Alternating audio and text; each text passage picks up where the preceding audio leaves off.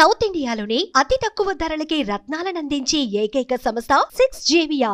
బోరబండలో జరిగిన బీఆర్ఎస్ నేత ఎవరైతే సర్దార్ ఉన్నారో తను ఇక్కడున్న కాంగ్రెస్ కార్పొరేటర్ అతను వేధిస్తున్నాడని చెప్పి ఆత్మహత్యకు పాల్పడిన సంఘటనకు సంబంధించి ఇక్కడ మాట్లాడేందుకు బోరబండ బీఆర్ఎస్ నేతలు కొంతమంది ఉన్నారు. అయితే బోరబండలో జరిగిన ఈ ఇన్సిడెంట్ ఉదయం నుంచి ఇక్కడ ఒక హై అలర్ట్ గా ఉన్నది. ఇక్కడ మొత్తం భయభ్రాంతులకు గురై కొన్ని షాప్స్ కూడా బంద్ చేసిన పరిస్థితి. అంటే నిజానికి ఏం జరిగింది, అసలు ఏం వేధింపులకు పాల్పడ్డారు అనేది ఒకసారి మాట్లాడదాం. అన్న చెప్పండి, చాలా వేధింపులకు గురి చేశారు అది ఇది అని అంటున్నారు, అసలు ఏం జరిగింది? వాస్తవానికి సర్దార్ అనేటైనా మా మైనార్టీ బోరబండ డివిజన్ ప్రెసిడెంట్. అతను నూతనంగా ఇల్లు నిర్మించుకోవాలనేది ఒక పాత ఇల్లు ఉంటే దాని మీద ఒక నిర్మాణాన్ని చేపట్టినాక అధికారుల ద్వారా వేధింపులు, ఇక దాన్ని ఎవరైతే పొలిటికల్ ఎజెండాగా ఎంచుకొని ఇక్కడున్న స్థానిక నాయకులు ఆయన నిరంతరం వేధించడం వల్ల వాళ్ళ ఇల్లు మొన్న వచ్చి సేమ్ ఇదే లాస్ట్ మంత్ 29వ తారీఖు నాడు పైన ఫ్లోర్ని గులగొట్టడం జరిగింది.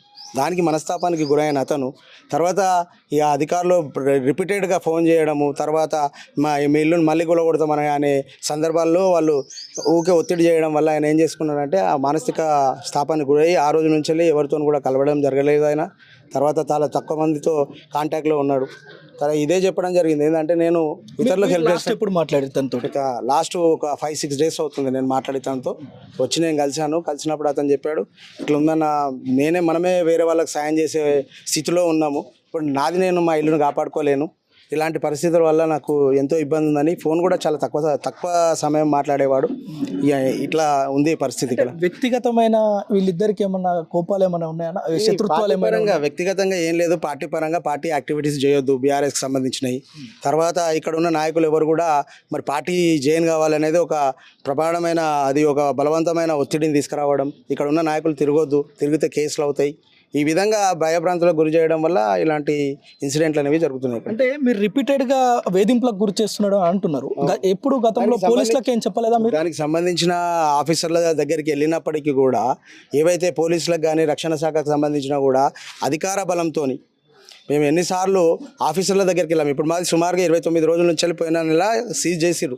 అధికారులను పదే అడగడంతో 2 రోజులు ఆగండి, 3 రోజులు ఆగండి అని ఇప్పటికి ఈ రోజు వరకు కూడా మా ఇల్లు సీజ్ చేసిరు, తీయలేదు. అదేవిధంగా ఇంకో ఫయాజ్ ఖాన్ అని ఉన్నారు, వాళ్ళ ఇల్లు డిమాలిషన్ మొన్న శనివారం చేసిరు. శనివారం తర్వాత ఆదివారం హాలిడే తీసుకొని సో అండ్ సో మేము సాటిస్ఫాక్షన్ కాలేదు అని మళ్ళీ సోమవారం వచ్చి మళ్ళీ సోమవారం కూడా కొట్టారు. ఈ విధంగా జరుగుతుంది. అధికారులు ఒక ఇర్రెస్పాన్సిబిలిటీ. అక్కడ పోతే మొన్న నాకు 4 గంటలు వెయిట్ చేయించారు. 4 గంటలు వెయిట్ చేయించి సోమవారం రోజు వెళ్తే 4 గంటలు వెయిట్ చేసిన తర్వాత ఆగండి, ఆఫీసర్తో కలుస్తారు మీరు అని చెప్పి ఒకటే విషయం వాళ్ళు చెప్పింది, మీ ఆఫీసు ఏ ఆఫీస్లో ఉంది ఆ ఫైల్ని నేను పంపిస్తాను, తర్వాత మీ మీద ఏదైతే రిపోర్ట్ వస్తుందో దాని ప్రకారం మీ మీద యాక్షన్ తీసుకోవడం జరుగుతుంది అనేది చెప్పడం జరిగింది. మీరు చెప్పండి, ఎప్పటి నుంచి పరిచయం మీకు సర్దార్? సర్దార్ నాకు ఉద్యమం చేసినప్పటి నుంచి పరిచయము. మేము చాలా అంటే ఒక ఫ్యామిలీ మెంబర్స్ లాగా కలిసి ఉండేవాళ్ళం. ఈ మధ్య నాకు 4 days క్రితం మా సర్దార్ భాయ్ తోటి కలవడం జరిగింది. ఏమైందన్నా ఏంటి ఏదో జరుగుతుందంట ఏంటి అని అడిగితే, అక్క ఇట్లా టార్చర్ బాగా భరించలేకపోతున్నాం, ఇల్లు ఇట్లా కులగొట్టేసిర్రు, ఖాన్బాయిది నాది కృష్ణమోహన్ అన్న సీజ్ చేసిర్రు అని అంటే, ఆవన్న నాది కూడా గతంలో నాది కూడా కూలగొడతానని చెప్పేసి నాకు ఒకటే నోటీసు 2 నోటీసులు ఒక్క రోజులో ఇచ్చిన రోజు కూడా నాకుంది. కాకపోతే అప్పుడు నేను కొంచెం గట్టిగా ఎదుర్కొన్నాను. పొలిటికల్ లీడర్లు ఒక 5 సంవత్సరాలు ఉంటారు, మీరు ఆఫీసర్లు ఎప్పటికి ఉండేటోళ్ళు, స్థానికులం ఎప్పటికి ఉండేవాళ్ళం అని చెప్పేసి కొంచెం గట్టిగానే, నేను కూడా ఒక ఉద్యమకారురాలని కాబట్టి నాకు ఏ రకంగా నేను ఫేస్ చేయాలో చేయగలిగిన దాన్ని ఇంకా అప్పుడు కొంచెం వదిలేసి వెళ్ళిపోయిండు. టార్చర్ అని అంటే ఒక్కటే టార్చర్ కాదు, మీ సేవలు కూడా బంద్ చేయించిండు. ఇట్లా ఇప్పుడు మనము మిడిల్ క్లాస్ ఫ్యామిలీలను ఈ రకంగా మీరు ఎంత అధికార పార్టీ కావచ్చు, లీడర్లనేనా ఈ యొక్క వేధింపులు, లేదంటే ప్రజలకు ఏమన్నా దగ్గరగా ఉంటారా? టీఆర్ఎస్ లీడర్లు, ఓన్లీ టీఆర్ఎస్ లీడర్లే అన్నది కాకుండా టీఆర్ఎస్ లీడర్లతోటి ఎవరు తిరుగుతున్నారు, ఎవరు ఏం పని చేస్తున్నారు ఏంటిది అని అనేది కనుక్కొని ఆయన కింద ఉన్న వాళ్ళని పంపించి ఎవరు లేనప్పుడు పోయి బెదిరియడము, నీకు రాత్రిలో రావడానికి పని అంటే. ఇప్పుడు ఏమంటారంటే, ఇప్పుడు డిపార్ట్మెంట్కి మేము కంప్లైంట్ ఇస్తే ఏమంటారంటే, మీ దగ్గర ఏమి ఎవిడెన్స్ ఉన్నవి అని అడుగుతారు. మేము రాత్రిపూట లేడీస్ ఉంటే ఏమి ఎవిడెన్స్ ఇస్తాం? వీడియోలు తీస్తామా, ఫోటోలు తీస్తామా, లేకుంటే నువ్వే కూడా రాని కొట్లాడతామా? వస్తే మాకేం అవసరం, ఇక్కడ నుంచి ఫస్ట్ నడిచి మాట్లాడని చెప్తాం కావచ్చు. నాకు ఇక్కడ ఉన్న స్థానికులు కూడా చెప్తున్నారు, వాళ్ళు నిన్న కూడా ఎవరు వచ్చి ఇంట్లో అతను లేనిది చూసి ఇంట్లో ఆడవాళ్ళను భయభ్రాంతులకు గురి చేశారు. ఇది ఒక్కటే కాదు సర్దార్ భాయ్ది. ఇప్పుడు పాపము ఆయనకి ఈ రకంగా జరిగిందంటే అసలు ఆయననే ఒక 100 మందికి చెప్పి చేయించేవాడు. అతనే ఒక లీడరు. అతనికే ఇట్లా జరుగుతుంది అని అంటే రేపు సమాజంలో నాకు ఏంటి అసలు నా ప్లేస్ ఎక్కడికి వస్తుంది, ఇదంతా గింత టార్చర్ నేను ఎదుర్కోలేకపోతున్నానే అని అన్న మనస్తాపంతో ఆయన ఈ విధంగా చేసుకోవడం జరిగింది. ఇప్పుడు మేము అప్పుడు చేసినాం, కాకపోతే కొట్లాడినాం, గెలిచినాం. ఇప్పుడు ఆ రకంగా లేదు కదా. మేము అధికారంలో ఉన్నాం, మేము ఏమన్నా పార్టీలో ఉన్నామా? ఆ పార్టీలోనైతే లేం కదా. ఇప్పుడు మేము ఉన్నది ఆపోజిట్ పార్టీ, నువ్వు ఉన్నది అధికార పార్టీ. మరి ఈ విషయం కూడా అధికార పార్టీ నేతలు కూడా తెలుసుకోవాలి. ఇట్లాంటి అమాయకులైనటువంటి జనాలే ప్రాణాలు తీస్తే వాళ్ళకు చిన్న చిన్న పాపలు ఉన్నారు. ఇంతకు ముందు కూడా జహాంగీర్ భాయ్ అని ఒక అతను కూడా సేమ్ ఇదే సిచ్యువేషన్, ఈ రకంగానే జరిగింది. ఇప్పుడు ఇదే అయిపోయింది. ఇట్లా ఎంతమంది ఏం డిమాండ్ చేస్తున్నారు అంటే ఇది కాంగ్రెస్ పార్టీ చేస్తున్న న్యాయం అనేది కావాలి. ఇట్లా ఎన్ని రోజులు ఈ బోరబండ డివిజన్ లోనే ఎందుకని ఇట్లా జరుగుతుంది? అతను ఒక్కడే లీడరా? అతను ఒక్కడే అధికార పార్టీలో పనిచేస్తున్నాడా? మేమందరం చేయలేదా? మేమేమన్నా నీకు అడ్డం వస్తున్నామా? అరే మా ఇష్టం భయ్, నీ దగ్గరకు వచ్చి పని చేయాలంటే చేస్తాం, లేకుంటే లేదు, మా ఇష్టం. నీ పార్టీలోకి రమ్మని అంటే మేము రాము, మా ఇష్టం.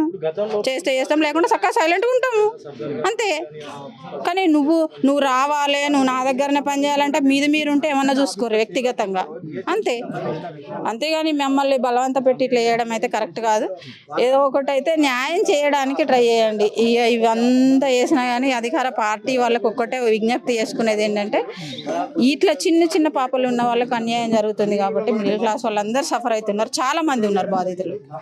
రైట్. అంటే ప్రస్తుతానికి బోరబండ డివిజన్ లోనే కాదు, ఇది ఈ ఏరియాలో చాలా మంది కూడా ఇలాంటి వేధింపులు ఉన్నాయని చెప్తున్న పరిస్థితి. నిజానికి ఈ సర్దార్ ఎవరైతే ఉన్నారో తను బీఆర్ఎస్ కి సంబంధించిన మైనార్టీ విభాగానికి సంబంధించిన లీడర్. ఇక్కడ ప్రజలతోటి చాలా మమేకం అయ్యి వీళ్ళ సమస్యలను పరిష్కరించడంతో పాటు ఇక్కడ అందరితోటి కలివిడిగా ఉంటాడని చెప్పి స్థానికులు అయితే చెప్తున్నారు. నిజానికి తనను ఎంతగా వేధిస్తే ఈ 3 అంతస్తుల బిల్డింగ్ పై నుంచి ఉదయం అంటే పైనుంచి కిందికి దూకి చనిపోయిందని మనకి ఇక్కడ ఉన్న వాళ్ళంతా చెప్తున్నారు. అయితే దీనికి సంబంధించి ఇప్పటికే పోలీసులు అయితే ఇన్వెస్టిగేషన్ చేస్తున్నారు. ఇప్పుడు ఇక్కడికి వచ్చిన డీసీపీ కూడా మొత్తం కూడా చెప్పడం జరిగింది. అంటే దీనిపైన వీళ్ళ బ్రదర్ కంప్లైంట్ ఇచ్చిన దాని మీద ఇన్వెస్టిగేషన్ చేస్తున్నాం. నిజానికి ఇలాంటి ఆరోపణలు ఇవి కనుక నిజమైతే మా ఇన్వెస్టిగేషన్లో తేలితే కనుక కఠినమైన చర్యలు తీసుకుంటామని చెప్తున్నారు. అయితే చనిపోయిన సర్దార్కి 2 చిన్న పిల్లలు ఉన్నారు, 2.5 సంవత్సరాల పిల్లలే 2 కూడా ఉన్నారు. అతను అంటే రిపీటెడ్గా వేధింపులకు గురి చేయడం, అట్ ద సేమ్ టైం తనకు సంబంధించిన ఒక మెడికల్ షాప్ని కూడా అధికారులతోటి దాడులు చేపించి అక్కడ ఏదో